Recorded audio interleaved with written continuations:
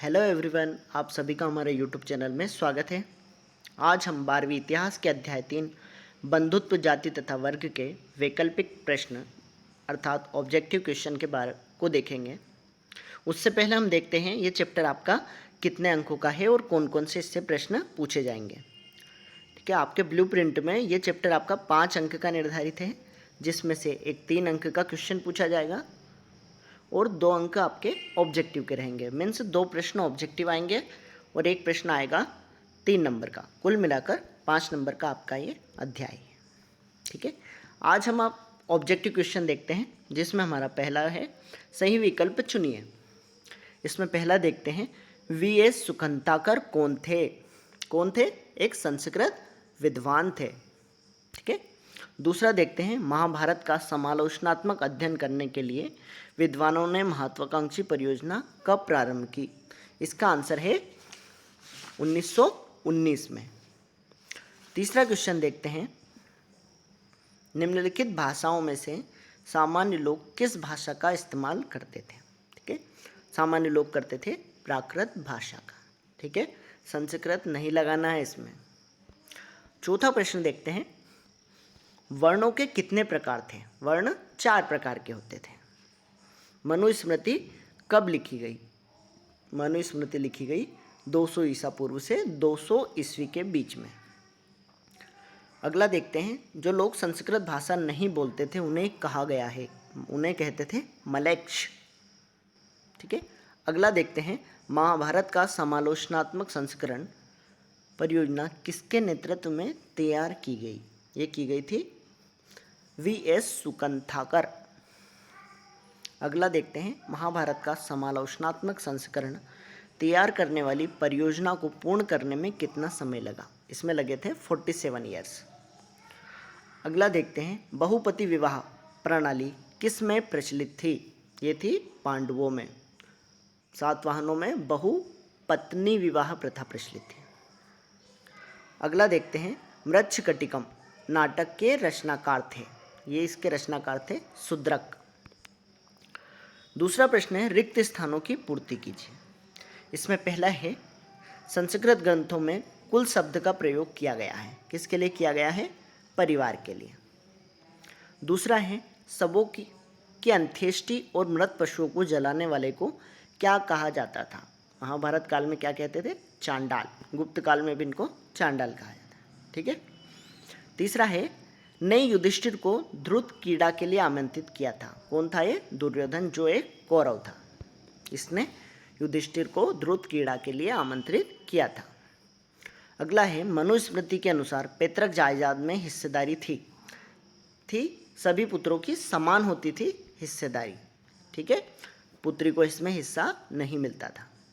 अगला है, महाभारत में श्लोकों की संख्या थी कितनी थी?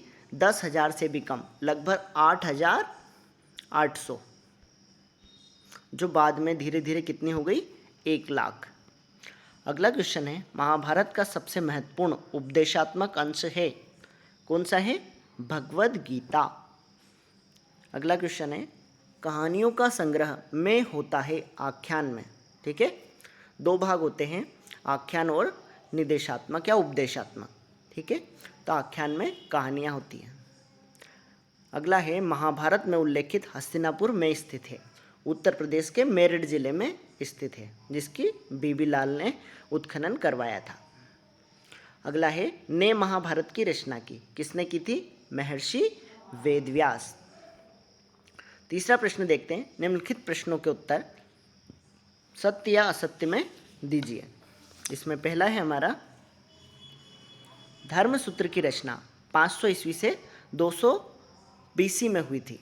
मीन्स 500 ईस्वी से 200 वर्ष ईसा पूर्व की गई थी, तो ये सही है। दूसरा है, महाभारत का समालोचनात्मक संस्करण तैयार करने में 46 वर्ष लगे। ये गलत है, इसमें लगे थे 47 वर्ष। अगला देखते हैं, गोत्र परंपरा में प्रत्येक गोत्र का नाम एक ऋषि पर होता है। ये सही है। अगला है, धर्मशास्त्रों में 5 प्रकार के विवाह का वर्णन किया गया है, तो ये गलत है। ठीक है, उसमें 8 प्रकार के विवाह का वर्णन किया गया है। आगे देखते हैं, मनुस्मृति के अनुसार पिता की संपत्ति में पुत्री का पुत्र के बराबर अधिकार होता है, ये गलत है। ठीक है, पुत्री को उसमें संपत्ति में अधिकार मनुस्मृति में नहीं दिया गया है। अगला है, गुरु द्रोण ने गुरु दक्षिणा के रूप में एकलव्य से उसके दाहिने हाथ का अंगूठा मांग लिया था, ये भी सही है। अगला देखते हैं, एक ही गोत्र और जाति में विवाह करने वाला बहर कहलाता है, गलत है। ठीक है, उसको क्या बोलते हैं, अंतर्विवाह। ठीक है, अगला देखते हैं, वर्ण व्यवस्था का मुख्य आधार जाति था, ये क्या है, गलत है। ठीक है, जाति नहीं था इसका आधार, जाति बाद में आई थी। वर्ण व्यवस्था का मुख्य आधार श्रम विभाजन था। ठीक है, जो जन्मजात था, जन्म पर आधारित थी ये। ठीक है, मुख्य आधार क्या हो गया, या तो जन्म या फिर श्रम विभाजन। अगला देखते हैं, कुंती दुर्योधन की माँ थी, यह आंसर है गलत, पांडवों की माँ थी, और दुर्योधन कौन था, कौरव था। अगला है, घटोत्कच भीम का पुत्र था, सही है, हिडिंबा और भीम का पुत्र था घटोत्कच। सही जोड़ी बनाइए, सही जोड़ी हमें बनानी है। ठीक है, इसको हम देखते हैं आगे। कॉलम ए में दिए हैं और कॉलम बी से मिलाना है कॉलम ए के। महाभारत क्या है, रचना किसने की महाभारत की, वेद व्यास।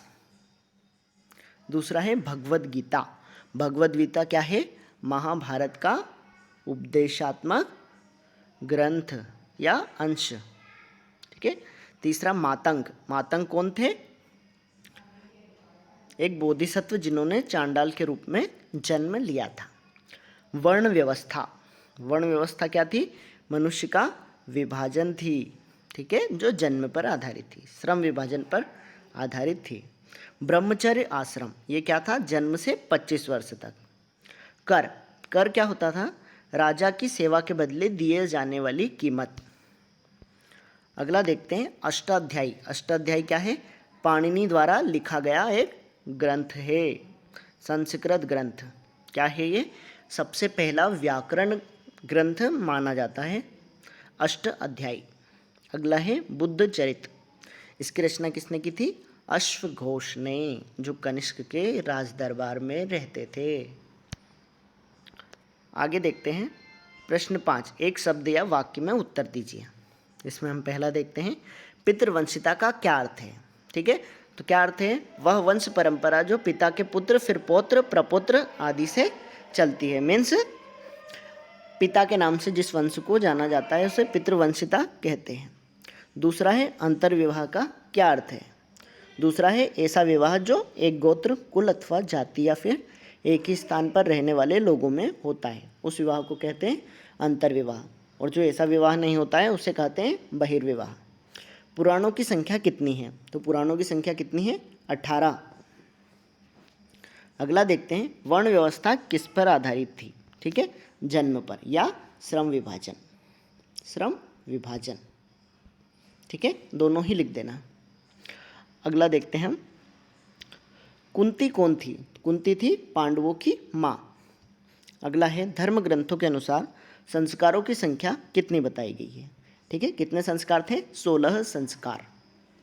महाभारत किस भाषा में लिखा गया है, तो संस्कृत भाषा में लिखा गया है। पिटक कितने हैं, पिटक है 3, पिटक का अर्थ होता है कटोरा।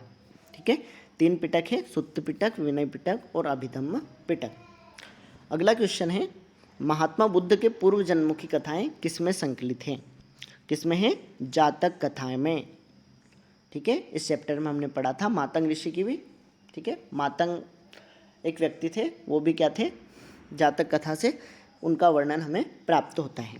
अगला है, महाभारत किसके द्वारा लिखा गया, इसका आंसर है ऋषि वेदव्यास या महर्षि व्यास। ठीक है, इस प्रकार हमारे ऑब्जेक्टिव क्वेश्चन खत्म होते हैं। आगे हम 3 नंबर के क्वेश्चन इस चैप्टर के बचे हैं, वो हम नेक्स्ट वीडियो में देखेंगे। Thank you for watching.